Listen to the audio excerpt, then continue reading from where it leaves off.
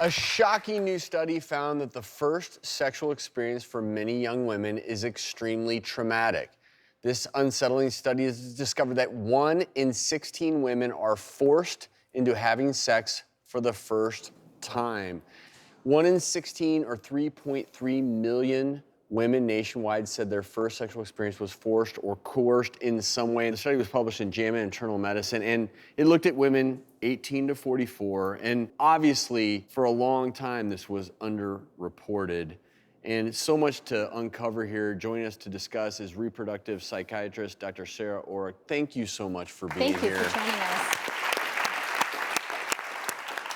I think there is an increasing awareness nowadays when people hear this thinking, wow, 1 in 16. It might be an underrepresentation because this survey was done between 2011 and 2017 by the CDC. So this actually preceded the Me Too movement. So I wonder if this is not actually even that accurate, that it may be more prevalent. So it's horrible. I think there's a really high prevalence here of sexual harassment, sexual violence, and I think I totally agree with you that the study was done before the height of the Me Too movement, which made it so much more comfortable to come out and talk about your experience with sexual violence.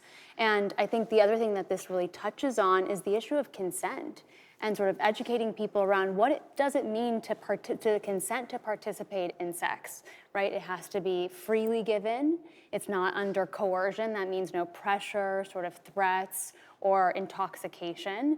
And also that can be reversible. If you don't want to do something, you can say, I want it to stop. Dr. Orrick, I mean, if the average age, 15 years old. I mean, think about it. And the man was 27, which when you think about both that age differential, and then I also believe there was a huge differential in terms of physical size when the women were forced, such that 46% of the forced women were held down during their first forced sexual experience.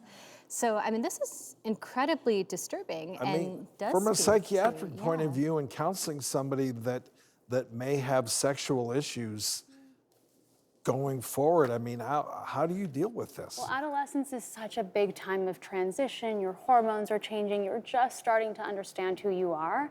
And literally this happens and it makes you feel unsafe, unsure about what safe sex is or what sex should look like.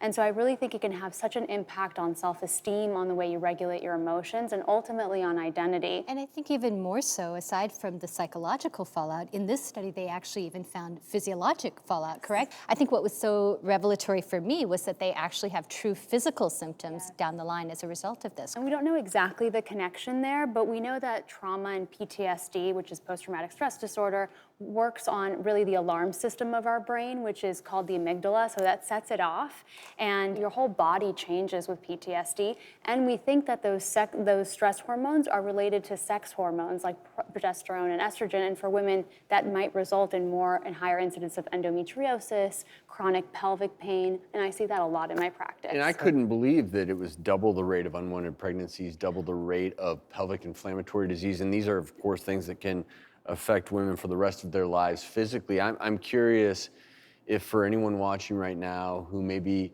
was a victim of sexual assault, violence, rape, what advice would you give them? Once it starts coming up a lot, flashbacks, nightmares, avoidance, and really functionally impairing, so you're not living the life that you think you should, or you're not happy anymore, it's time to get help. If it happens a day after the trauma or 20 years after the trauma, whenever is great. And we know very often when it comes to eating disorders that there is some sort of unwanted sexual abuse or encounter earlier in life that has some psychological effect that... Right. I mean, just imagine, again, at that time where you don't know, well, if somehow I'm not I don't have the figure that's so feminine, like does that maybe make me safe or safer from sort of men's prying eyes, right? That can be such an effect. And I see it going both ways, and that really is a time of adolescence where that's a coping mechanism also. Yeah, and we applaud you for the work that you do. We're going to have a list of resources on our website if you have been a victim of sexual abuse. And again, thank you, Dr. Orrick, so very much for being here.